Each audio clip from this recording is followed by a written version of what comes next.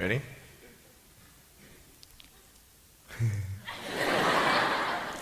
Hey, is that cool?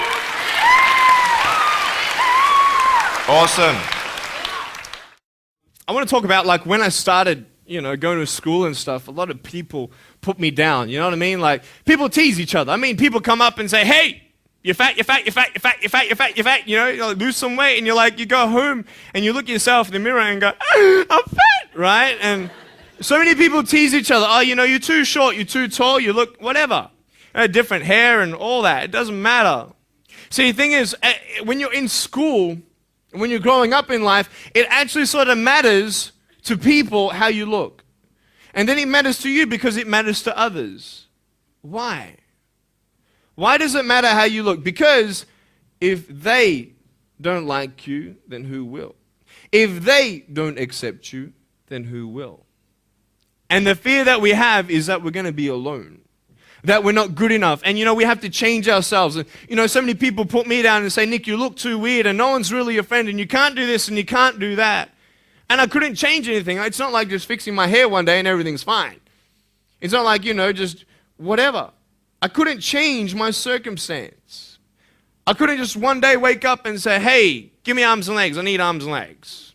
You know what I mean? Like, I went to a bodybuilder, and said, can you make me some arms and legs? No, joking. Bodybuilder, you get it? Right? So this is the thing. I go up to people, can you give me a hand? Just joking. But it was so hard because people put me down. And I started believing that I was not good enough. I started believing that I was a failure, that I'd never ever be somebody who people would like or people would accept. And it was so hard, man. I thought to myself, I can't go on the soccer field like everybody else, and I can't ride my bike, and I can't skateboard, and all these sort of things. And I started getting depressed. I thought, what kind of purpose do I have to live? I mean, are you just here to live, to die? I mean, is there not a purpose for me? Is there not a purpose in life?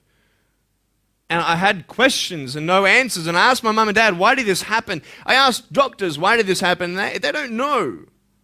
There are some things in life that are out of your control that you can't change and you got to live with. The choice that we have, though, is either to give up or keep on going. I want to ask you, what are you going to believe? Are you going to believe in yourself? Are you going to believe everybody else's judgment on you? Are you going to believe people when they say that you're a failure? When no one really likes you, no one really cares about you. And it's not really to say that, hey, you need someone to come up and say, hey, really, I like you, I care about you. No, it's not that, but it's the fact that people put you down. People don't even look you in the eye. People ask you how you are, and you say fine, but you're not fine, and they'll never know that. I tell you, life is interesting. Life's a journey. See this phone here? Let's say that I want to go to the phone, right? And I start from over here. Now, to get to the phone, it's not like I'm going to start meditating and going hum, right? And float across the air, right? It's not going to work. It's not like I'm going to go hum and woo, it's not going to work. So I have to take one step at a time, one step at a time, one step at a time. You can only take one step at a time. I don't care how big your step is, it's only one step at a time. You can't do 2 steps in one. You understand?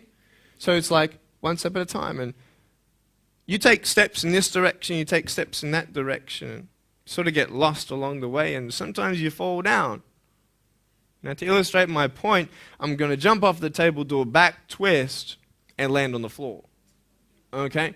Is that cool? Are you ready? Oh, there's a clock there? Okay, can you move the clock for a second, please? Beautiful, beautiful. All right. You ready? So, are you guys ready? Just let me know when you're ready. Are you ready? Okay, ready? 1, 2. I'm joking, man. Are you serious? Just put the clock back there. If I did that, I'll break my arm or something. You know what I mean? But honestly, along the way, you might fall down like this. Ready? No? Hello! Right. So what do you do when you fall down? Get back up. Everybody knows to get back up, because if I start walking, I'm not going to get anywhere. But I tell you, there are some times in life where you fall down and you feel like you don't have the strength to get back up. So sort of put a mask on your face when you come to school and pretend that everything's okay when it's not, and you go home and lay in your bed when no one's looking at you, when you don't have to impress anybody, and you're yourself. And fear comes in. You know the fear that you have as soon as you walk into the doors of your house. Maybe there's a broken home. Maybe you have doubt in your life. Maybe you don't know for sure what's going to be happening in the future, and it scares you. Maybe you're worried about what people think of you, what people say about you. Just that fear paralyzes you. And I just want to ask you today, do you think you have hope? Because I tell you, I'm down here, face down, and I have no arms, no legs. It should be impossible for me to get back up. I mean, you go home and tie the legs and arms of your brothers and sisters and like push them down and see how long it's going to take them to get back up. You know what I mean? You know, you can tell them that you'll see them tomorrow. You know what I mean? But this is the thing. It should be impossible for me to get back up, but it's not. You see, I will try 100 times to get up, and if I fail 100 times, if I fail and I give up, do you think that I'm ever going to get up? No. But if I fail, I try again and again and again.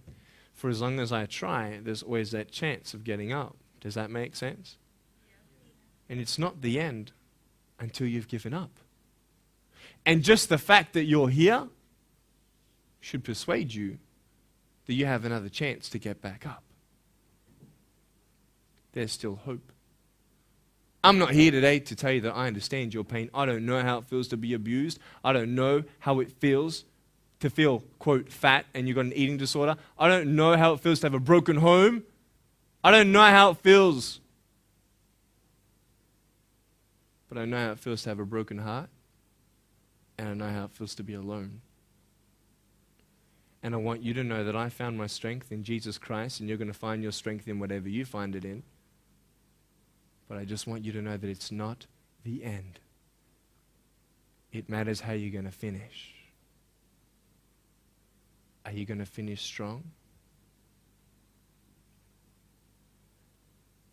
And you will find that strength to get back up like this.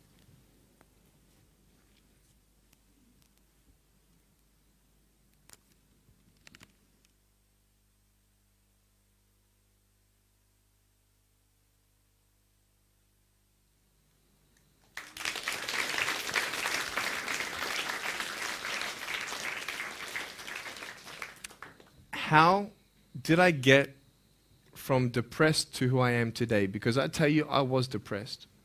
When I was age 8, I used to concentrate on the things I didn't have. I wish I had arms and legs, and I wish I could do this, but what can I do? You see, I have a choice, and that's what I want to talk about today, choices. I can either be angry for not having arms and legs or be thankful for my chicken drumstick. And you see, I can still do a lot of things. At home, I can brush my teeth, comb my hair, get myself ready in the morning. And I'm traveling around the world. It's amazing. But I had to ask myself a couple questions. And the first question was really, who am I? Who am I? I'm Nick Vujicic, but who is that? And it's funny how the friends around you sort of determine who you are. You change yourself. You come to school. And everybody swore around me at high school, so I started swearing. Why? Because it's the cool thing to do. Everybody swears. So I don't want to be left out. And I want to be accepted, so I started swearing. You go to a party, everybody's drinking, so you drink. Why? Well, everybody else around me is doing a big deal. And you start losing yourself, and you start putting your security in temporary things. You start putting your happiness in things that won't last. You can get drunk all you like, but in the morning, you're going to be sober with a headache with the same problems. You want to be high the rest of your life on drugs? Everybody says, don't do drugs, don't do drugs. Well, why? Why do we even go there? It's either out of curiosity, peer pressure, or trying to escape reality. Basically, three things. That's why we go to drugs.